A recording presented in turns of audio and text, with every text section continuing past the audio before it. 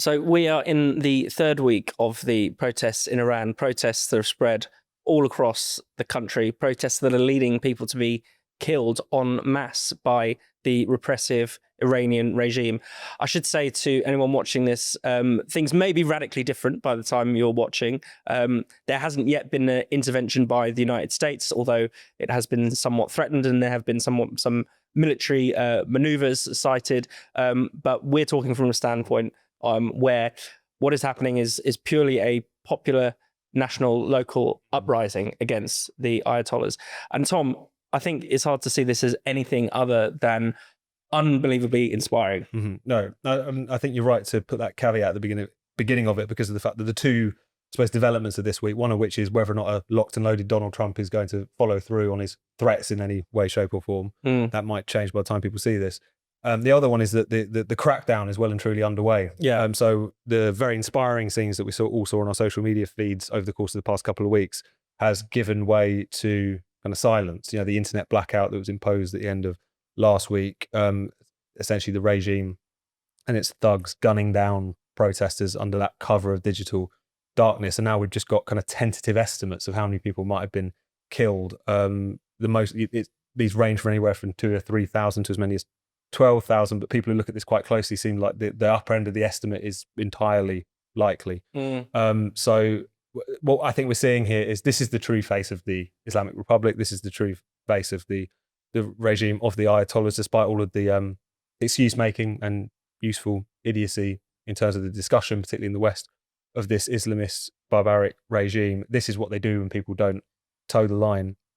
But the fact that, from what we can tell, the Iranians do continue to fight on just shows the tremendous courage that there is, but also the kind of radicalism that I think has been bred of sheer desperation. Yeah.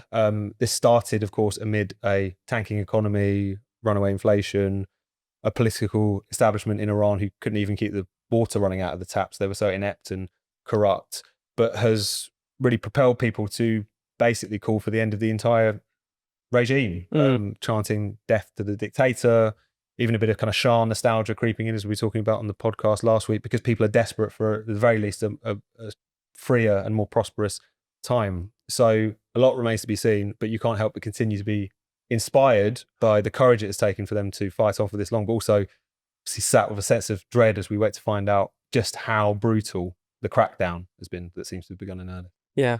Brendan, your thoughts? Yeah, it's incredibly inspiring. Pretty scary to watch it as well, because we know awful things are happening. That's what tends to happen in revolutionary moments. There are inspiring acts of bravery amongst the people and then vicious clampdowns from the authorities. And that's certainly happening here. I think it's hard to know where this is going to go next. It's hard to know how it's going to play out. We all wanted to end with the collapse of the Islamic Republic. That would be great. But regardless of how it pans out, there's no denying how historic this is, because what's really different this time around is the constituencies that have taken to the streets. So we've seen lots of protests over recent years. We've seen student protests, we've seen women protesting, we've seen young people in Iran protesting, the middle classes protesting because they want a freer life. And of course, we at Spiked supported all of those protests. We don't care where they're coming from. They were all very positive. This one has got all of those constituencies, but also the market stall holders and the old men who work in the bazaars and the people who have felt the pinch of the collapsing Iranian currency. So, those are the kind of people who supported the Iranian Revolution in 1979. Those are the kind of ordinary people, the masses, who made up that revolutionary moment. Many of them because they thought it would transform the country for the better and didn't quite expect it to end in the theocracy that it did. But that constituency is now back out on the street fighting against the theocracy. So this is a very historic moment. And I find the response in the West so baffling and horrifying, because amongst progressives in particular, there is such a palpable sense of caution and cowardice in relation to saying anything positive about this. You can really feel that they don't know what to say. They feel uncomfortable with what's happening. They're worried that, the axis of resistance will collapse if the Islamic Republic collapses.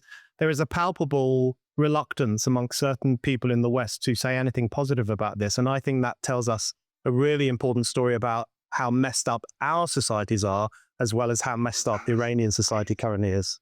And Tom, I mean, the Iranian theocracy hasn't just been menacing its own people. This is a problem internationally. They've been menacing people across the Middle East in particular. No, I think that's exactly right. I wrote a piece about this week, so I would say that, I suppose. But this is something which makes this moment so important, not just for Iran, not just for the region, but for the world. Because it's no overstatement to say that the Iranian Revolution of 79 was really such a fundamental kind of historic marker in the rise of Islamist barbarism, not just in Iran and its near abroad, but across the world.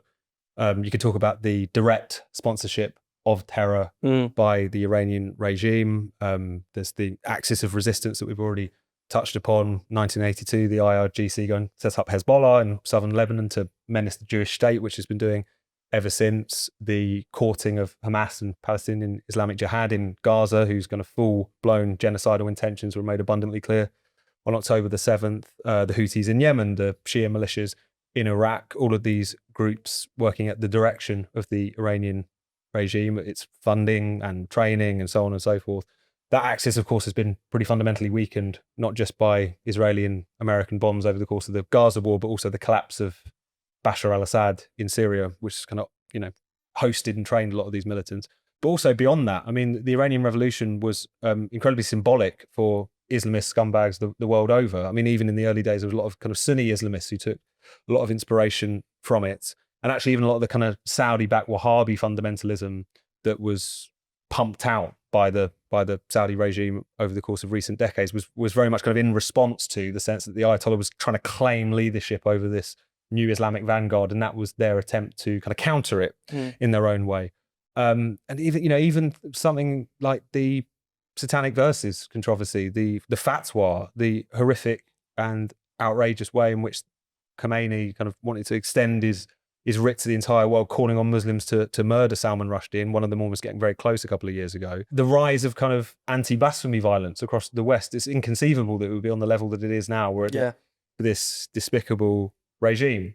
So if the Islamic Republic is to fall at the hands of the Iranian people, if it is to be replaced by something, if it isn't, the country isn't to disintegrate and is to be replaced by something freer and prosperous and stable and so on and so forth, they would be doing the world a tremendous favour, not just freeing themselves, but also to an extent ridding all of us of a regime which has menaced people, not just in their own country, but across the world ever since 1979.